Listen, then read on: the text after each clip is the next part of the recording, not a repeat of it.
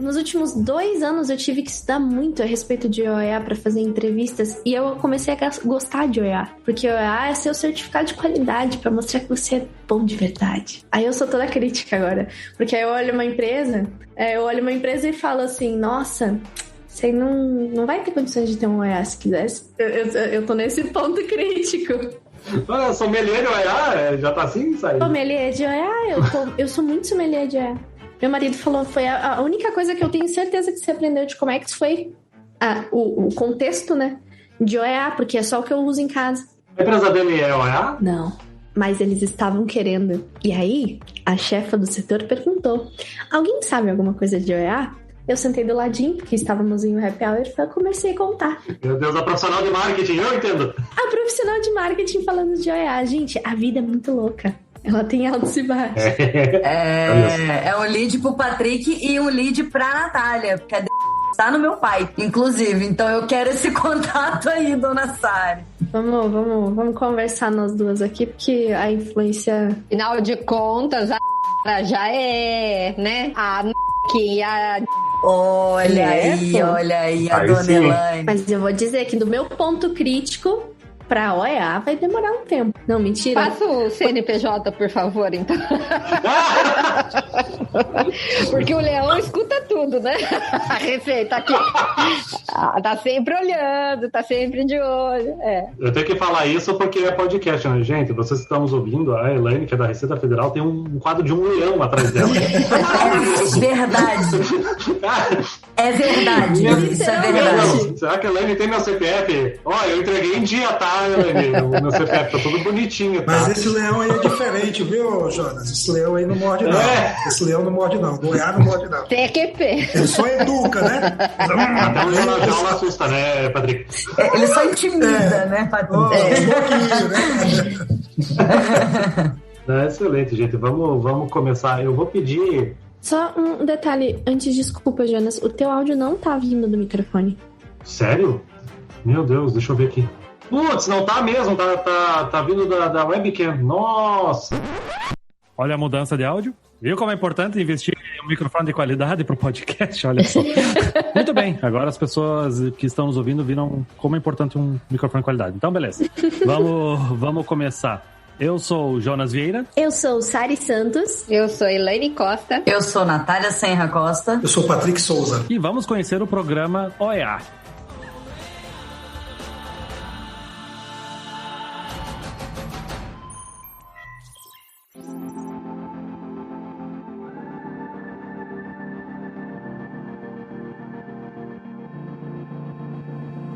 Saudações, movimentadores da balança comercial ao Invoicecast. Estamos de volta com a Kestra e seus convidados para falarmos novamente sobre tecnologia e inovação no comércio exterior. E se tem algo que é inovador e está causando muitas mudanças positivas em nossa área, é o programa do Operador Econômico Autorizado. Mas calma, sabemos que ele não começou ontem, contudo ele continua seguidamente se modernizando e com novidades relevantes, que são os pontos que daremos mais atenção hoje. Elaine, quem é você na fila de espera da conclusão do desembaraço aduaneiro? Então eu sou gerente de comunicação do programa OEA ligado à Coana, lá de Brasília, então nos órgãos centrais.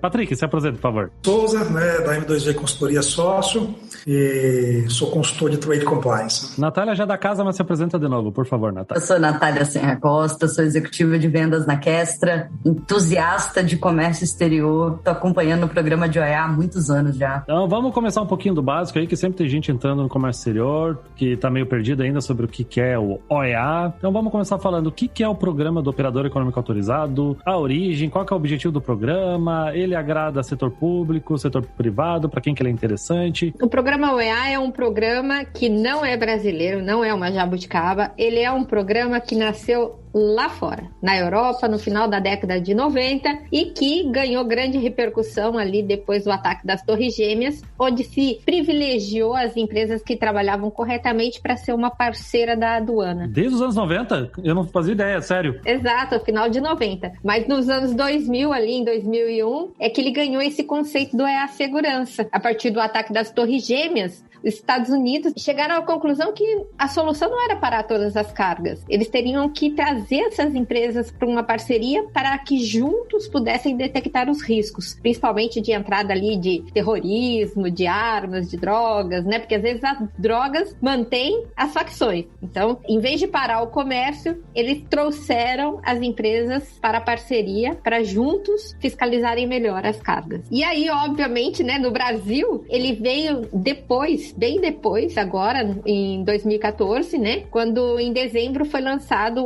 o EA Segurança, em 2015 o EA Conformidade. Então, no Brasil, nós temos 2 tipos de certificações. Eu acho legal isso do programa porque ele, assim, ele não é compulsório, né, não é obrigatório, mas ele beneficia quem entra nesse programa, né, tipo, é o estímulo pela transparência. É certo falar isso, né?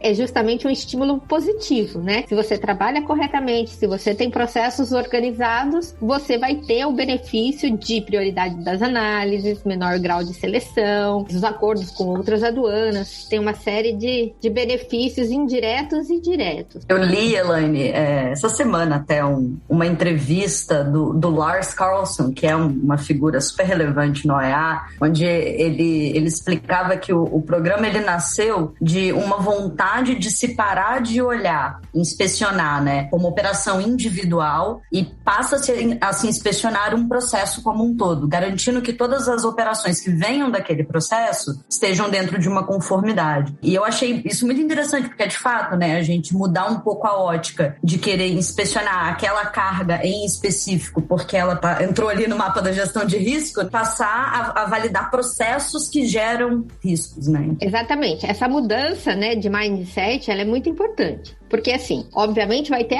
a equipe da Receita que vai trabalhar na operação. Abriu aquela carga, detectou uma infração e vai seguir ali o processo da multa, enfim. Ele é um processo que, na verdade, ele pune, mas ele não arruma a casa. E o olhar do OEA é justamente o diferencial. É você olhar como é que a empresa trabalha. Vou dar um exemplo. Para que um risco ocorra, vamos dizer assim, um erro, tá? Nós não estamos falando de fraude, mas vamos pensar num erro. Para que um risco ocorra, ele tem várias causas. Quanto mais causas tiver, mais tratamentos essa empresa vai ter que adotar para minimizar essas causas. Então, assim, se você tem um processo de classificação fiscal e, além do treinar a pessoa para classificar, você também tem que... Uma outra causa é bloquear o seu sistema para que as pessoas não mudem a classificação fiscal que foi feita corretamente. Que pode acontecer. Coloca um filtro lá na planilha. Já passei por isso. Vou trocar de número. Não gostei desse número, né? Classificação fiscal em Excel. Ih, não pode. Exato. É igual uma vez. E era coroa dentada e classificaram como coroa. Enfim.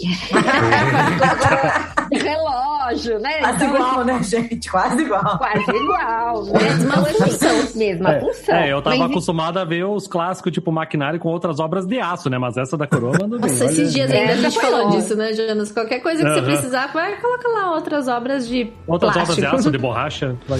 Teve também o caso da manta, né? Que era manta acrílica e colocaram manta cobertor, né? Nossa. Primeiro o resultado que acharam no Google do NCM e meteram lá.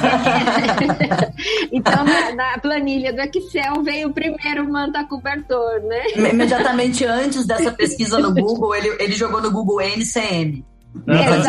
Exatamente. Foi.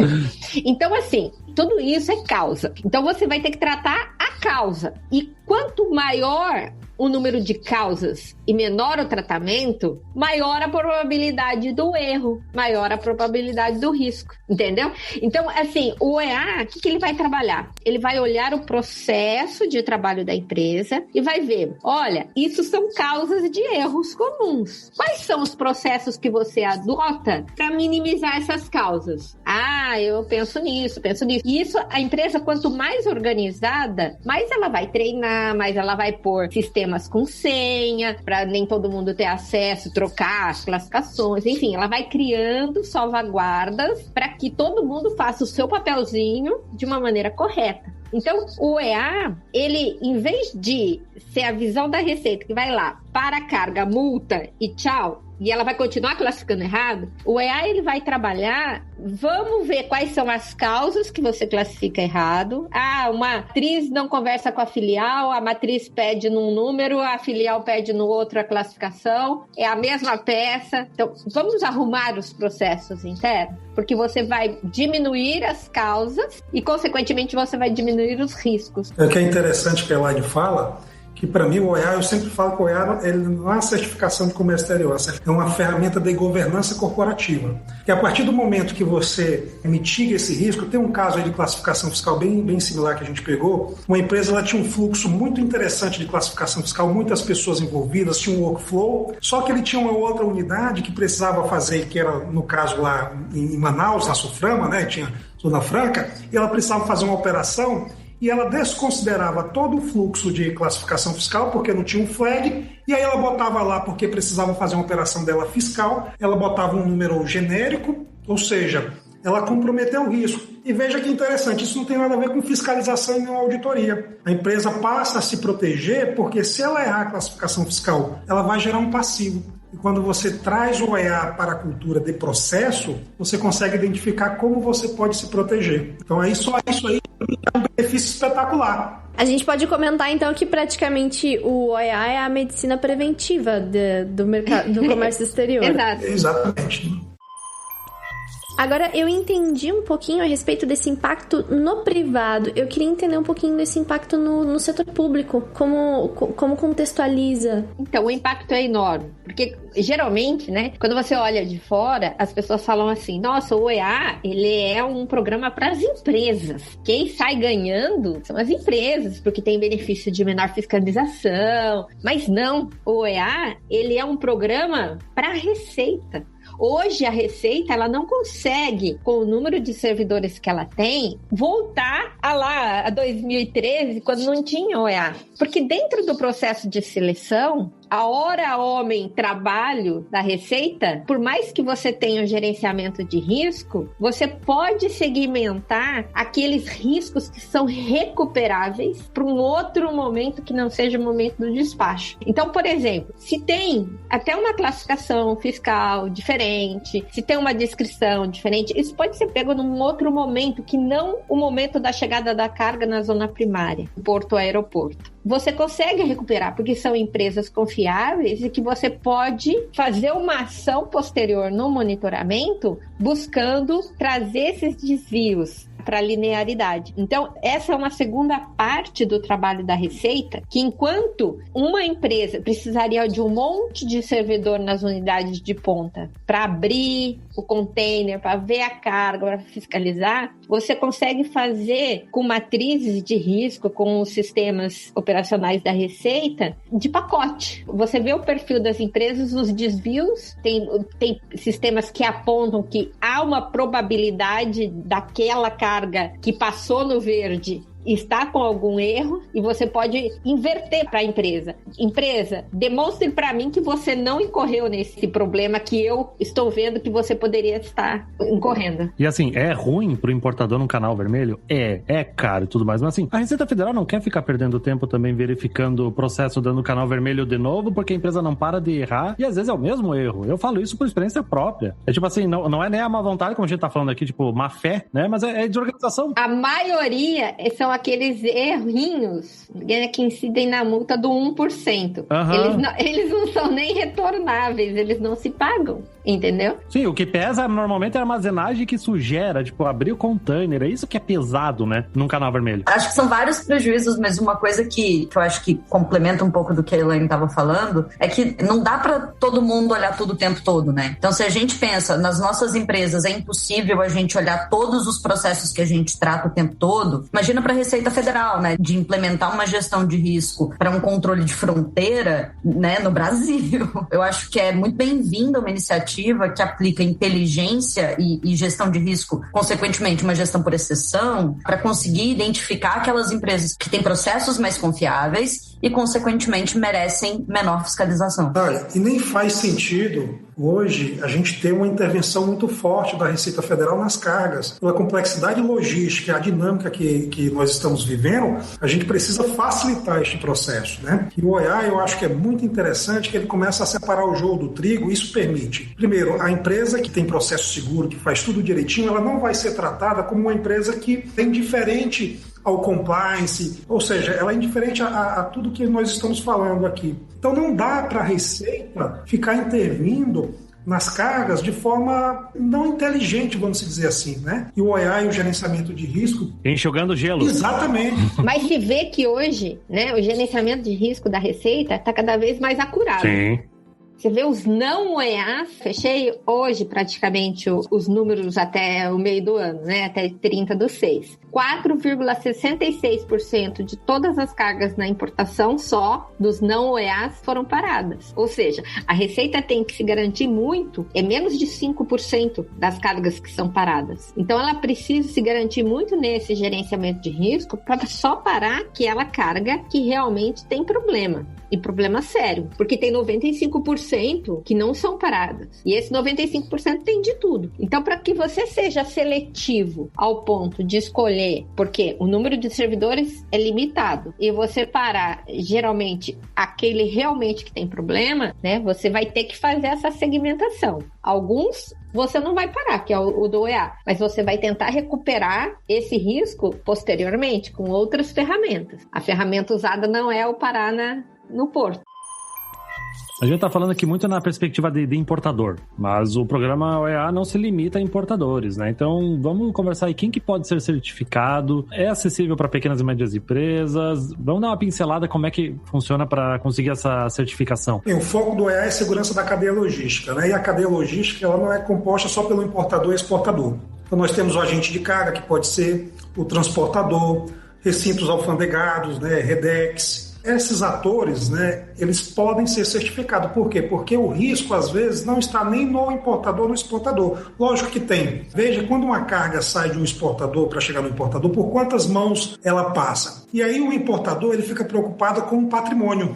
Só que a segurança da cadeia logística, às vezes, ela é afetada sem o conhecimento do importador e ele pode se envolver em um processo criminal, tráfico, entre outros aspectos, né? Eu falei um adendo que tem a trade, na trade também faz parte disso, mas isso é um desafio para a Receita Federal, né, quando eles vão poder fazer parte desse processo. E falando do ponto de que pequenas e médias empresas podem ser OEA, sim. Por quê? Porque o conceito do OEA não é uma forma rígida, engessada, ou tem um by the book, um checklist e tem que fazer desta forma. O conceito do OEA, ele tem melhoria contínua e gerenciamento de risco. Quando você fala de gerenciamento de risco, quando eu tenho uma empresa que ela tem 20 mil itens numa base de dados e uma outra que ela tem um item na base de dados, eu não posso fazer o mesmo tratamento para essas. São coisas diferentes. Então, o programa ele se adapta ao tamanho. Lógico, a empresa, o maior desafio é manter a regularidade dos processos. Então, sim, pequenas e médias empresas podem sim ser OEA sem nenhuma dificuldade e nem com relação a custo de implementação, no meu entendimento também não. É proporcional ao seu tamanho, à sua complexidade, a característica da sua logística. Por exemplo, uma empresa eletroeletrônica, o custo logístico dela, pela própria característica do produto, é muito alto. Uma empresa química que vai um Big Bang, o custo já é diferente, o risco já é diferente. Eu não preciso ter tantos controles. No eletroeletrônico, eu preciso ter câmera em tudo. Eu preciso ter viaturas acompanhando aquela carga. Por quê? Porque o custo não só patrimonial é alto, mas uma química nessas características não tanto. Então, tudo vai depender da característica e o risco do teu negócio. A origem, para onde você exporta ou de onde você importa, enfim. No meu entendimento, ela se adapta ao tamanho e, no meu ponto de vista também, quando você passa a se tornar OEA, você vai ter que eliminar algumas ações de gestão que você fazia que não faz mais sentido. Então, você acaba substituindo a forma de você olhar para a tua operação. OEA é uma ferramenta de governança.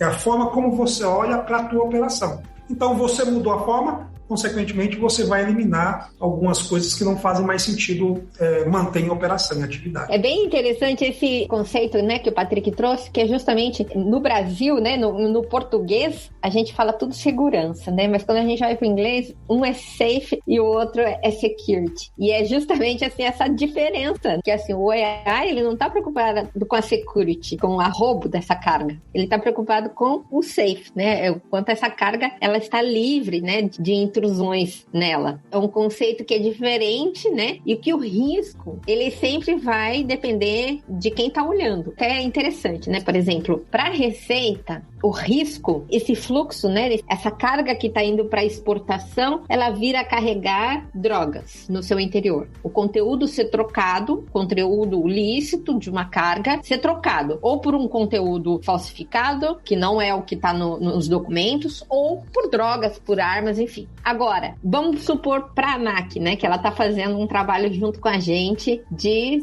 segurança também. Só que o conceito da ANAC, que está fazendo o OEA integrado com a gente, assim, se tiver droga não explode avião. Então, a segurança para eles pode ter droga, entendeu?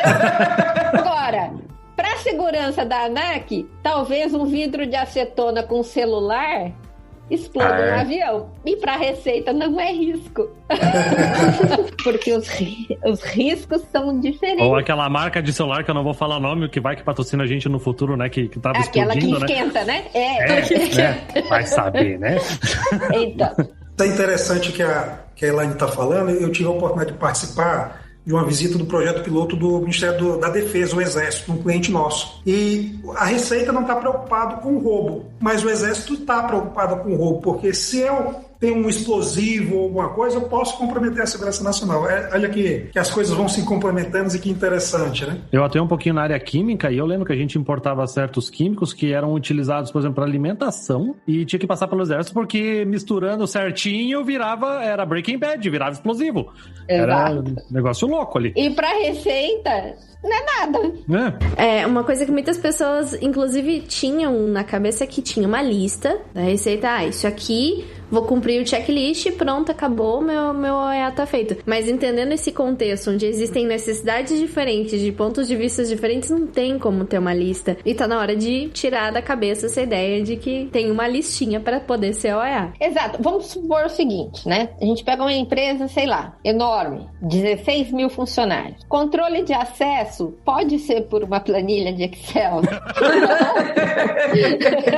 É algo básico, porque só de funcionário tem 16 mil entrando todo dia. Agora, a empresa tem 20 funcionários. Pode ser no controle numa planilha de Excel? Pode. É o bom e velho bom senso, né? Isso é o que é o interessante, né? Acho que do programa é justamente você identificar os riscos efetivamente. Imagina uma empresa que tem 20 funcionários, o custo para ela implementar, às vezes, um sistema ou uma infraestrutura é muito alto e não faz sentido. Por isso que eu falo que o OEA é a ferramenta de governança. Por quê? Porque você vai canalizar os seus recursos, seja ele de pessoas ou financeiro, para o que de fato é importante para o teu negócio. Na empresa de 20 funcionários, as pessoas conhecem o pai, a mãe, o cachorro, o vizinho, todo mundo, né? Agora, uma 16 mil, se o cara tá andando de Audi porque ele tá vendendo a posição lá do container vazio, onde cabe as malinhas de cocaína, e ele ganha 2 mil por mês, você não sabe, diluiu tudo ali. Entendeu? Trabalhando na Kestra, né, uma coisa que eu acabo encontrando muito é óbvio, né, muitos controles feitos em Excel de operações complexas. A gente fez um mapeamento que uma operação básica de Comex, tá? Ela é controlada por 4 planilhas distintas e ela gera cerca de 70 e-mails entre trocas de documentos, tá? Troca de documentos sensível, né? Então,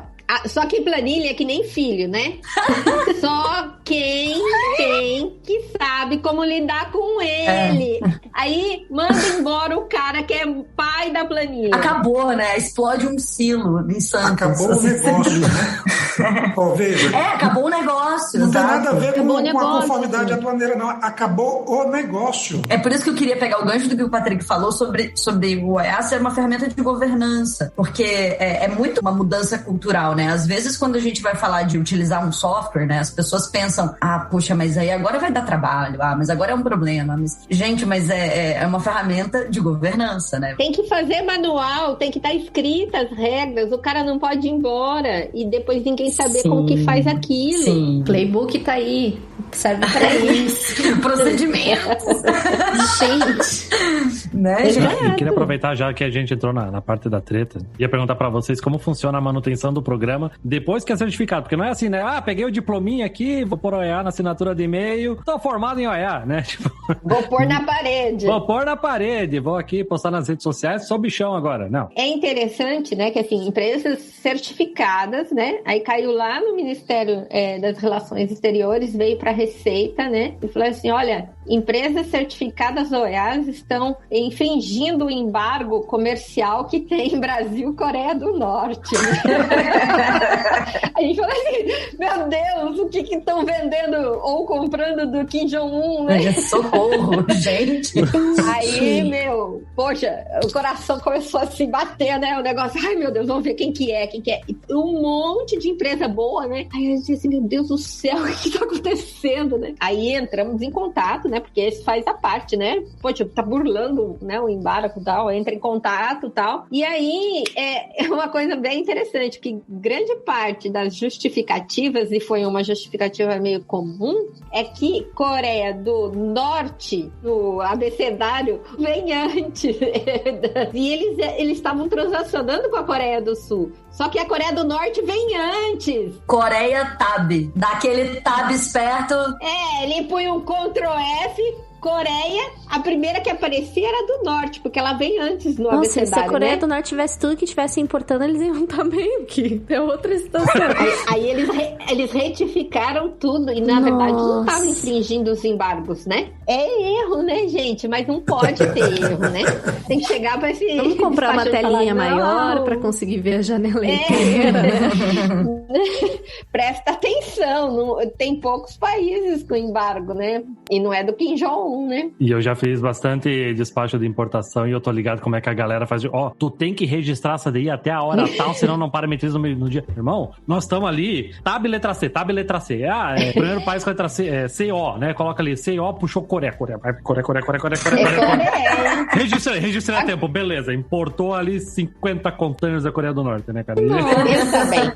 Vai, eu tô ligado. Porque a gente não quer perder tempo com armazenagem, né? Tá contando armazenagem. Por isso a importância do monitoramento, que é justamente isso. Dependendo da característica do teu negócio, você tem que garantir que aqueles processos estão seguindo os procedimentos. Então, se você não faz Tem que alguém para revisar, né? Você precisa revisar. Né? Sem microgerenciar, porque às vezes é muito difícil você querer ficar microgerenciando certas situações, que na verdade transformando o processo você consegue trazer um certo controle de gestão. Porque com certeza ninguém revisa nada. Isso faz parte, quando a gente vê lá no gerenciamento de risco, né? Não é o tratamento. O tratamento é alguém que vai montar como que vai preencher. Agora, o monitoramento, né, interno, que são os controles internos da empresa, de vez em quando ela tem que catar lá os registros, as DIs e fazer um pente fino para ver, assim, por amostragem, se tá passando alguma coisa errada, até mesmo para ver o controle de qualidade dos prestadores de serviço, né?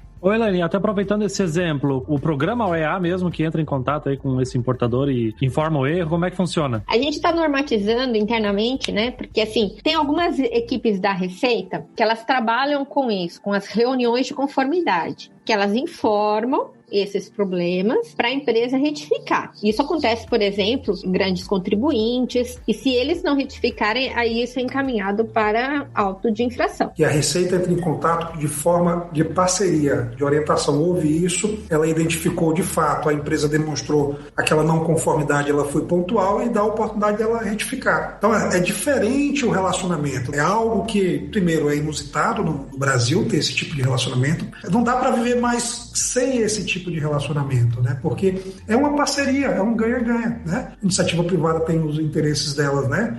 Enfim, comerciais, e a Receita tem os interesses dela. Então, quando os dois se sentam na mesma mesa e a partir dali não existe nenhum ferindo o direito do outro, eu acho que o caminho é esse aí, né? Então é de forma de orientação, não de forma punitiva e fiscalizatória, né? E é muito próximo também o conceito, né, que outras áreas da Receita também estão implementando. Por exemplo, a área de tributos internos. Ela está lançando agora um programa que chama Confia, que é muito parecido com o OEA, só que é no conceito dos tributos internos. Também trabalhar nesse conceito de o que é que a empresa pode fazer para aumentar o compliance. E aí nos tributos internos, que eu acho que é bem interessante, né, que assim foi feito um levantamento que assim, de todos os autos de infração, que muitas vezes são milionários, né, a arrecadação mesmo desses autos de infração chega em torno de 3 a 5%, porque se postega numa ação judicial, acaba nunca pagando. E qual o intuito da Receita na área tributária? É justamente ela fazer a arrecadação. Então, uma empresa que ela trabalha corretamente, ela arrecada espontaneamente e não vai ter esse trabalho de se fazer esses autos de infrações milionários que, na verdade, às vezes nunca surtem pagamento. E é pior para o país. E quer declarar corretamente para pagar corretamente, né? Então... Mas assim, você tem que segmentar. Aquele que está declarando erradamente por erro, ou por desconhecimento da norma, ou daquele que realmente está fraudando. O que está fraudando, realmente você tem que ir lá, multar. Eu acho que, inclusive, isso é uma forma de qualificar quem quer participar e quem não, é quando a pessoa começa a realmente enxergar a Receita como esse parceiro que o Patrick falou, como essa questão de, poxa, a gente está aqui para ajudar, para permitir que você vá mais longe e consiga conquistar coisas diferentes do que essa coisa do bloqueio, né? Ah, não, é o que tudo vê, eles só vieram aqui pra me multar, pra me socar em cima. Normalmente, essa pessoa que vai estar muito fechada é porque alguma coisa tem ali. Carocinho tem. Então, as pessoas se permitirem é um sinal de... Ela nunca vai ser 100% perfeita. Nunca. Nem a OEA. Ela vai ter erro, porque os processos são feitos por pessoas, os processos são sujeitos a erros, tem um risco inerente de ser errado, mas a gente não está falando disso. A gente está falando que é a diferença da fraude. É diferente, né, daquele que realmente classifica errado para que pague menos imposto. Desconto, né? de NCM. NCM promoção. É engraçado, o Patrick sempre fala que não tem dolo, né? Mas eu nunca vi alguém que classificou com uma NCM que pagasse mais. Essas coincidências, né, nunca acontecem.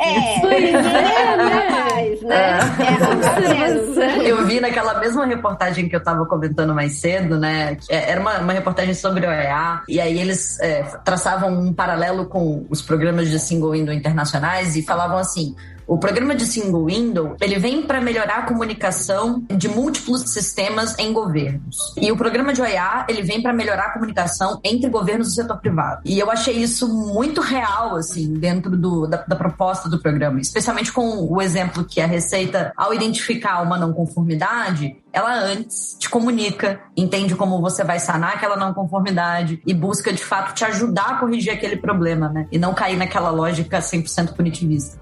Eu achei muito legal isso. Sempre nas palestras eu acabo mostrando aquela pirâmide de conformidade da OMC, né? E isso é importante porque, assim, a gente não pode fechar os olhos e falar que o OEA é a solução para todo mundo. Não é. O OEA é para uma camada pequena que trabalha corretamente. Não vai ser assim, 100% do comércio vai ser OEA.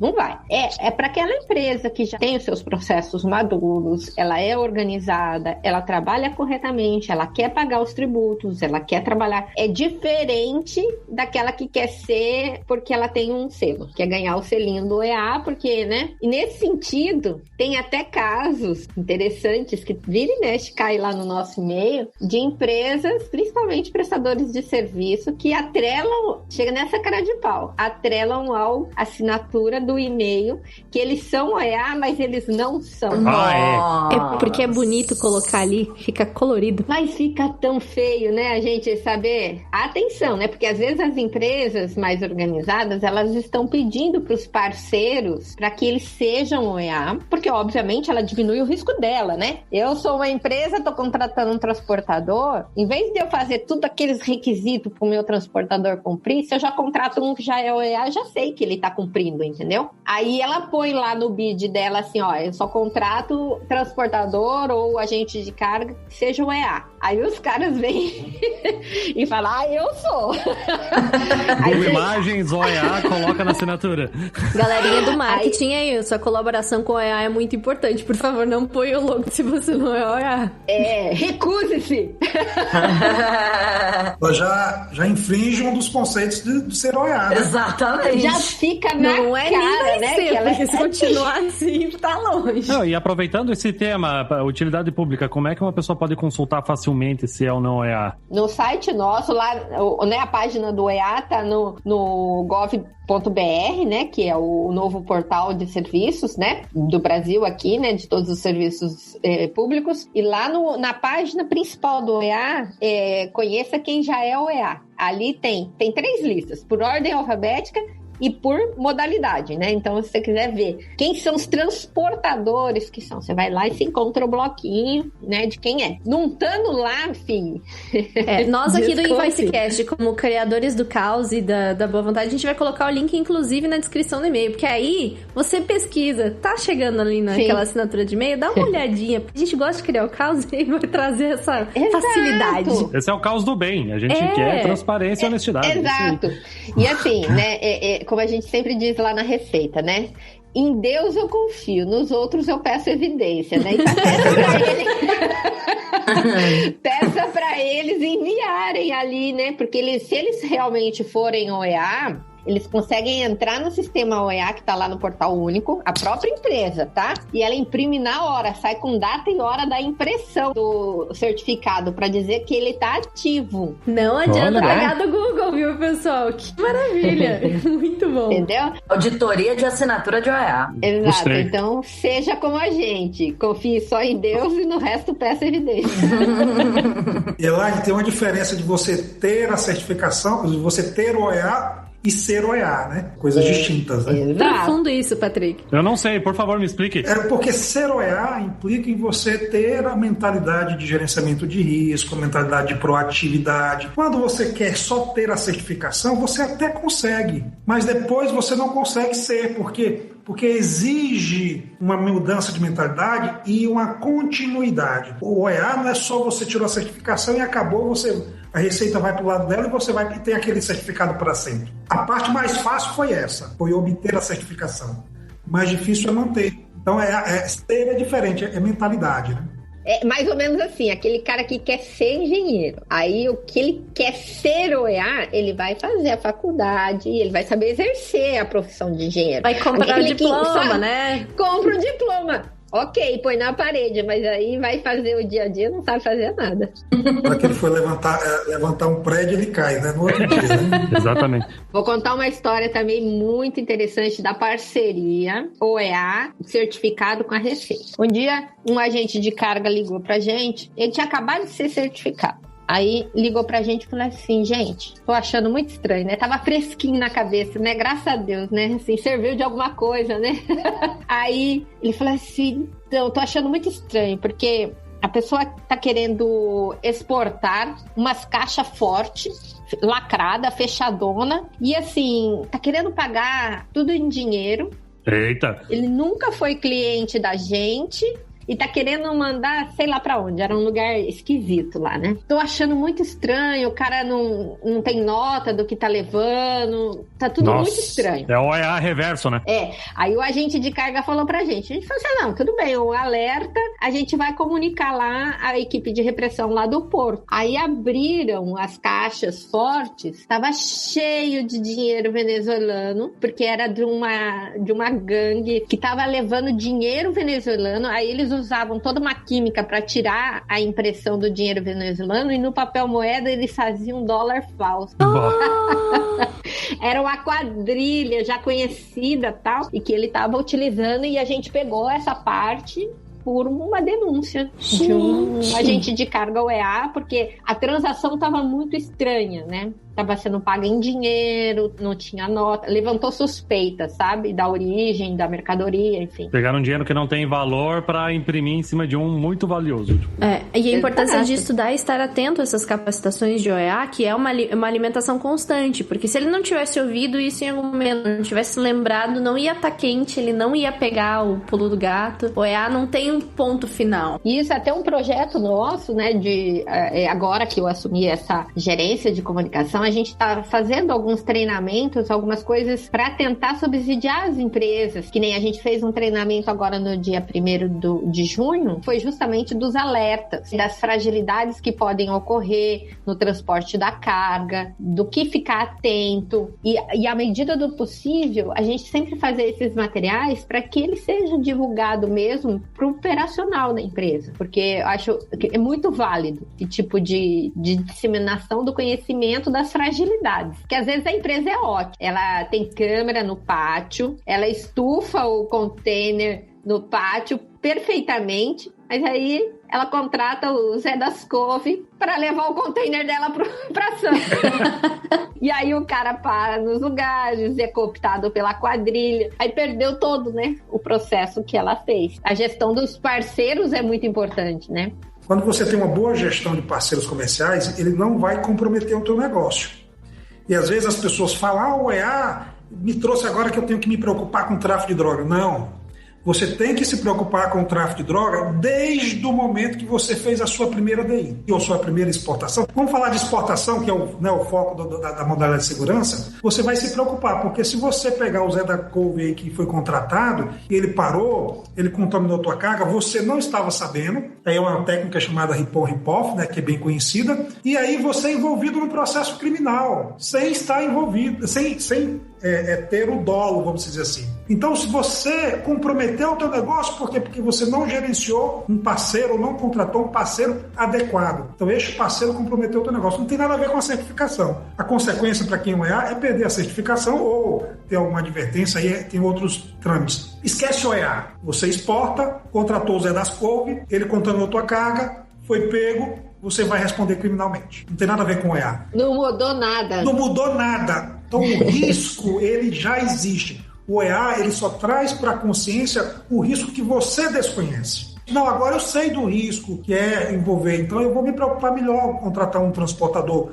idôneo, que já tem uma certa referência, enfim, entre outros aspectos, né? É justamente o conceito de OEA enquanto segurança de cadeia, né? A grande sacada do programa, né, é que quando você tiver toda uma cadeia disponível que tenha processos robustos e seguros, ora, você vai ter processos melhores, menos tempo, menos custo e vai estar fomentando, inclusive, né, esse tipo de mercado de compliance também. E tem alguns elos da cadeia que eu acho que precisam ser olhados, né? Como o Patrick falou lá, a trading, não. Eu não sei como ficou o despachante aduaneiro, porque eu me lembro que eles já foram, né, no passado. Eles já foram. A gente teve alguns entreveios, vamos dizer assim, né? Pelo fato de que, como ele é um prestador de serviço que ele entra apenas com conhecimento, um dos requisitos para o OEA é ele ter feito uma prova e ele ter tido uma nota. E isso foi muito questionado, né, judicialmente, inclusive. Então, teve muitos recursos de despachantes que entraram na justiça alegando que a Receita estava cerceando a atividade, né, o exercício da atividade. Isso não é verdade, porque ele continuava sendo despachante da mesma forma, ele só não recebia o selo,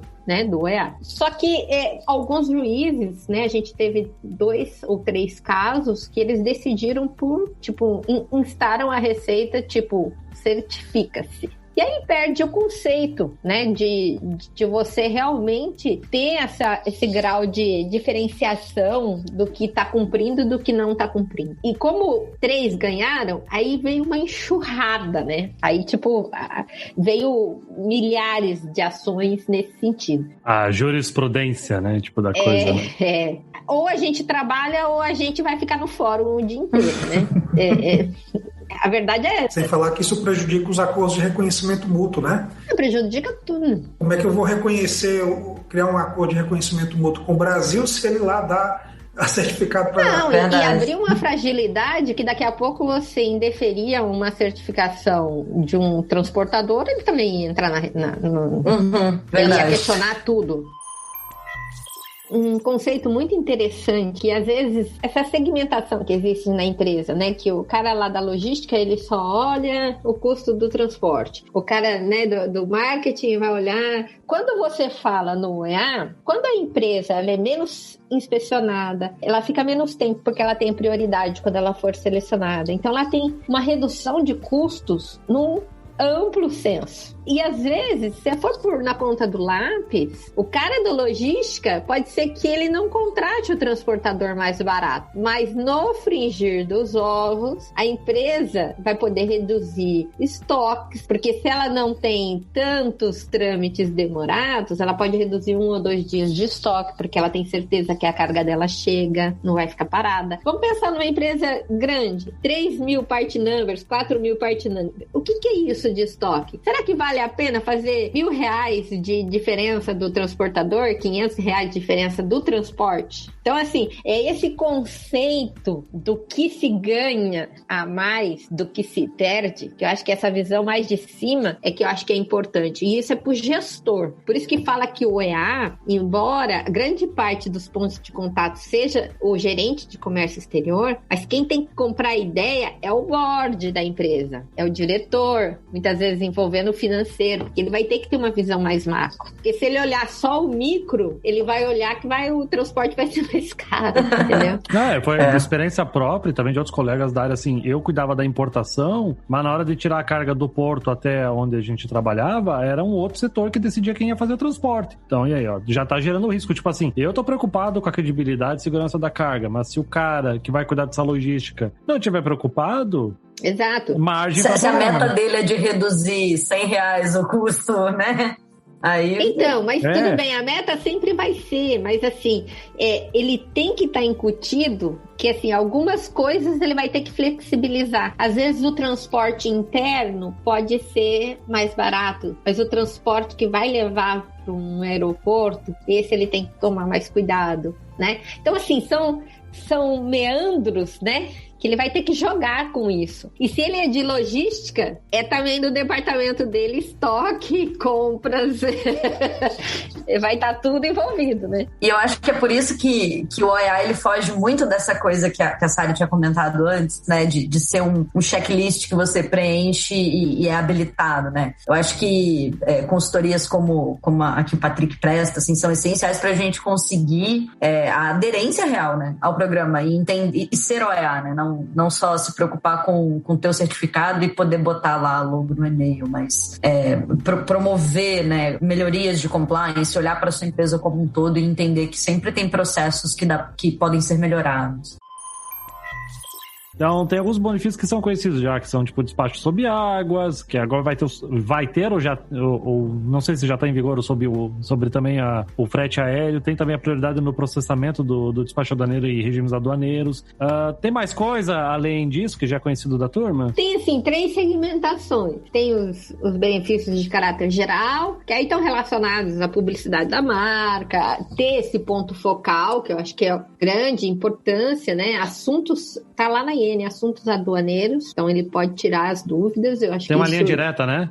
Tem uma linha direta, então isso é importante. Esse, para mim, sempre foi o mais relevante. Mas eu acho que uma ferramenta muito importante que as empresas, assim, não têm usado tanto é o fórum consultivo. Porque às vezes nem tudo se acerta e às vezes pessoas enxergam as coisas de maneira diferente. Então, às vezes tem sugestões que tem que chegar até a gente. Sugestões do usuário. E a gente tem esse canal do Fórum Consultivo justamente para trazer essas demandas. São 3 empresas que foram eleitas no processo de eleição pelas empresas já certificadas, e a gente traz essas empresas justamente para elas trazerem essas informações práticas para a gente. Porque às vezes a gente vê alguma coisa, mas a aplicabilidade, uma pequena modificação pode ser mais atrativo, né? Aquele benefício. Então eu acho que isso vale muito a pena a gente destacar. né? Dentro dos benefícios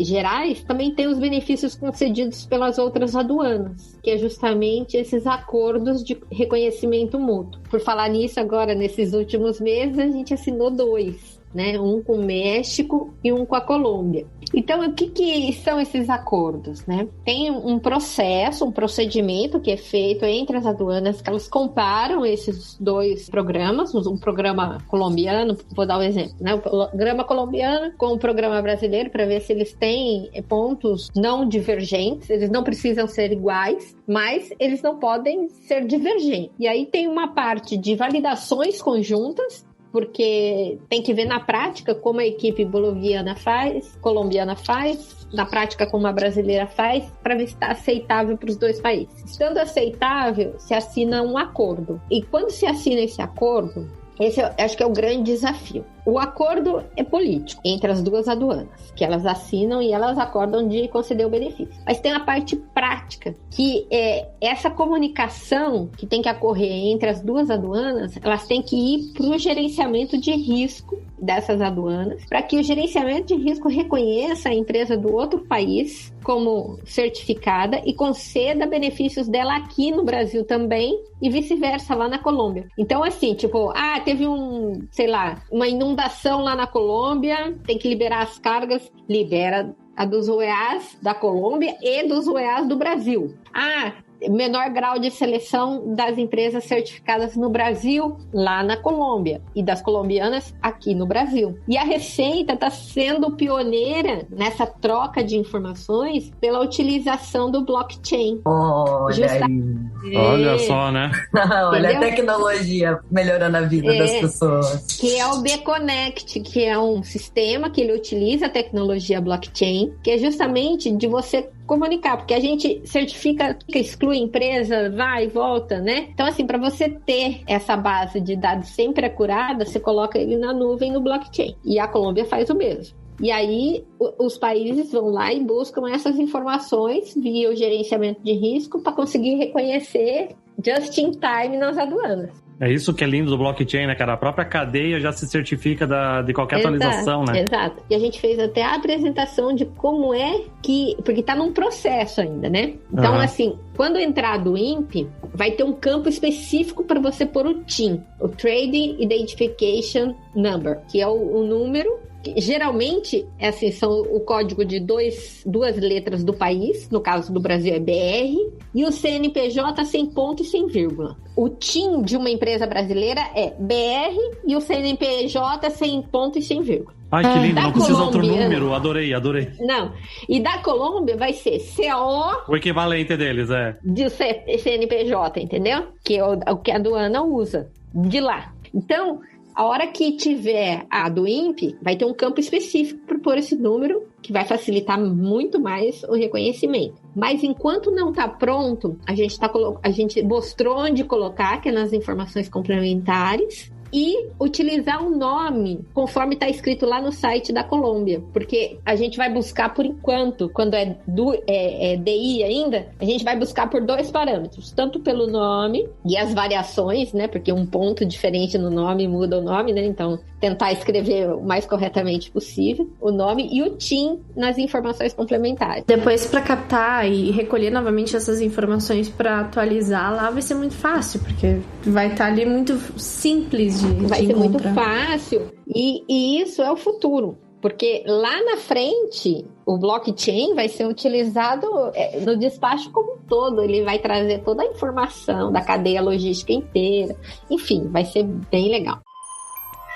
Eu sou uma pessoa meio futurista, assim, eu fico imaginando já toda essa questão relacionada ao próprio OEA, as mudanças que isso traz e o futuro. O que ainda vem por aí? Tem muita coisa. Até o final de agosto, a gente lança o OEA integrado CSEC, que aí os benefícios vão ser diretos no drawback. Ah, que massa! É que eu usei muito drawback na minha vida, aí eu me emociono.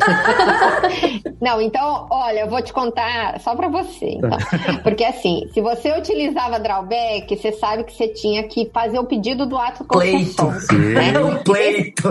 É o pleito. E nesse pleito, você já tinha que levar todas as quantidades NCMs a importar. NCMs, tudo certinho, né? Quantidade, tudo, os laudos, tudo.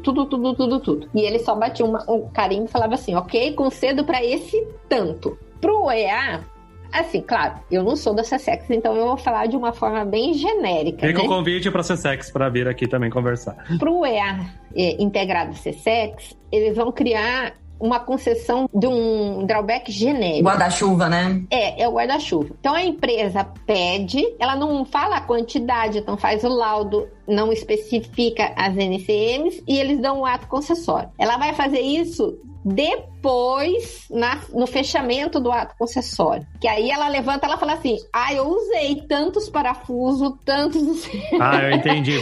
A empresa vai fazer assim, CSEX, eu sou EA, confia. Depois a gente acerta.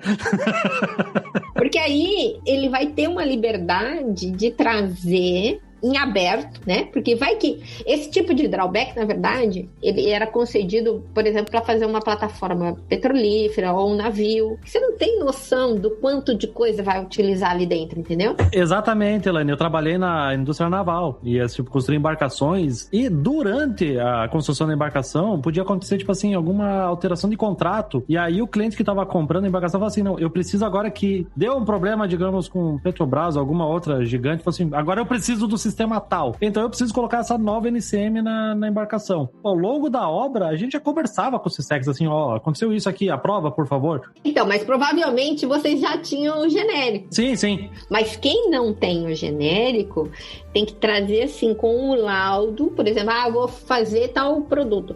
Você tem que trazer com um laudo especificando cada item, né, que você vai importar. É um trabalho... Não, era força de papel, assim, que a gente tinha que apresentar, assim, tipo, assinado pelo engenheiro, mostrar o contrato, tipo, diversas assinaturas e tal. Claro que, como era embarcação atrás de embarcação, a gente já estava acostumado, mas era trabalhoso para conseguir o ato concessório, né? E isso dava uma travada nas importações, né? Então, tipo, essa novidade é excelente. O da ANAC vai ser mais pro final de setembro, né? Início de outubro, que vai trazer esse conceito da segurança ampliada. E aí vai trazer benefícios, assim, porque o que acontece? Quando essas normas internacionais da AVSEC, elas prevêem que, assim, quando o país não tem um programa de conformidade de aviação, que é tipo um OEA-ANAC, 100% das cargas têm que ser fiscalizadas para procurar lá os explosivos. E isso atrasa todo o fluxo. Tem que entregar antes a carga. Às vezes você perde voo, porque tem que passar por essas inspeções de raio-x. E aí, os OEAs ANAC vão ser colocados num percentual muito baixo de inspeções. Então, eles praticamente não vão ter inspeções, porque eles já vão cumprir esses requisitos. Então, também te dá mais previsibilidade, te dá mais alcance para pegar o voo que quiser, enfim. E aí, eu acho que para o futuro... Eu acho que há uma pauta interessante, né? Vindo a PEC, vamos dizer assim, né? A EUP, vamos dizer assim, né? Do OEA, vai trazer uma força normativa em lei para o programa OEA, que vai dar algumas possibilidades até de introduzir outros operadores no programa, porque vai ter um rito de exclusão nessa nova lei, entendeu? E aí a gente vai trazer alguns requisitos novos, uma vez que tiver esse projeto de lei, né, virar lei, e ela vai dar alguns fundamentos, principalmente para a exclusão, mais segurança jurídica para a exclusão dos operadores, sem a gente ter o problema dos despachantes e tal.